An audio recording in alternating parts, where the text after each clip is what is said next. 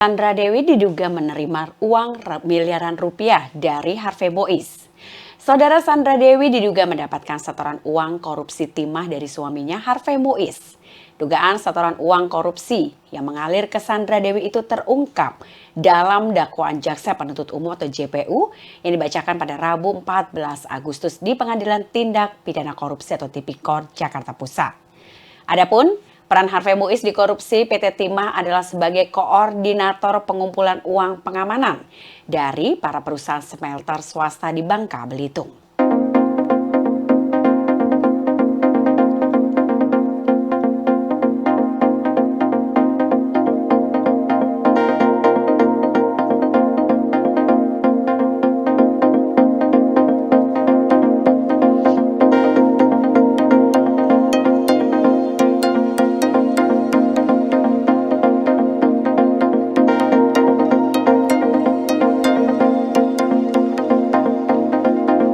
Bonus dari Presiden Joko Widodo untuk para atlet peraih medali Olimpiade Paris 2024. Saudara atlet Indonesia yang bertanding di Olimpiade Paris 2024 pada hari ini, 15 Agustus, diarak dari gedung Kemenpora menuju Istana Negara.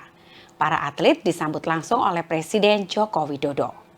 Mereka yang berhasil meraih medali Olimpiade yaitu Rizky Juwaniansyah, Fedrik Leonardo, dan juga Gregoria Mariska Tunjung.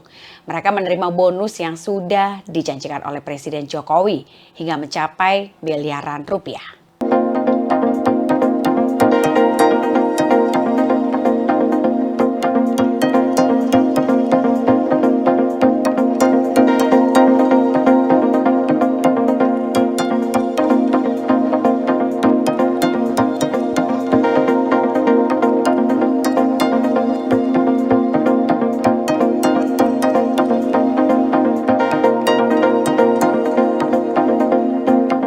MUI tegaskan paskibraka perempuan bisa pulang saja jika mereka dipaksa untuk melepaskan hijabnya.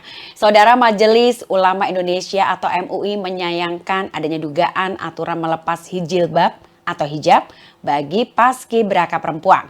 Menurut MUI, aturan tersebut melanggar konstitusi dan tidak mencerminkan nilai-nilai Pancasila. Ketua MUI Kholil Nafis menilai aturan terbaru dari Badan Ideologi Pancasila atau BPIP tidaklah rasional. Pasalnya, paskibraka perempuan pada tahun-tahun sebelumnya tetap boleh menggunakan jilbab atau hijab ketika mereka bertugas. Kholil pun mendesak agar larangan berjilbab bagi paskibraka nasional untuk segera dihapuskan.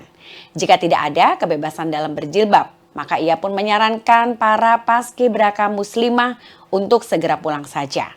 Sementara itu, Kepala BPIP Yudian Wahyudi pun menegaskan tidak ada pemaksaan terhadap paskibraka untuk mereka melepas jilbab atau hijab ketika pengukuhan.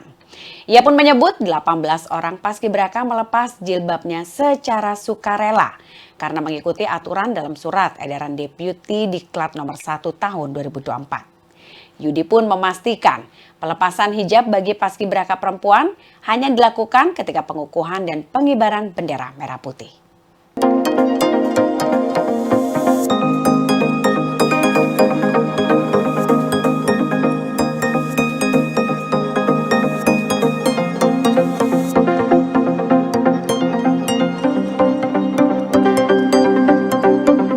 Agus Gumiwang memastikan mundurnya Erlangga Hartarto tidak akan mengganggu persiapan Pilkada Golkar.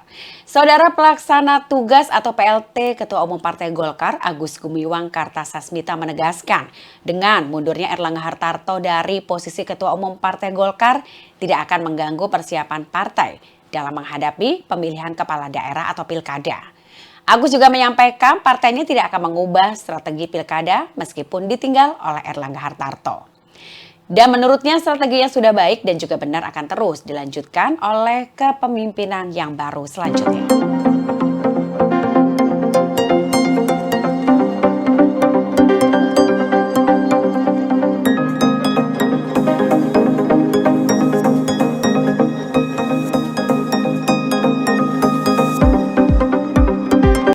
Pertemuan Gus Yahya dengan Presiden Joko Widodo di tengah konflik PBNU dan PKB.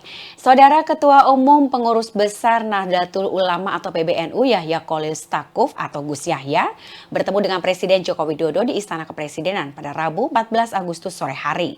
Dalam pertemuan tersebut, Rais Am PBNU Miftahul Ahyar dan juga Wakil Rais Am PBNU Anwar Iskandar juga ikut serta menemaninya. Pertemuan antara Gus Yahya dengan Presiden berlangsung hampir 2 jam lamanya.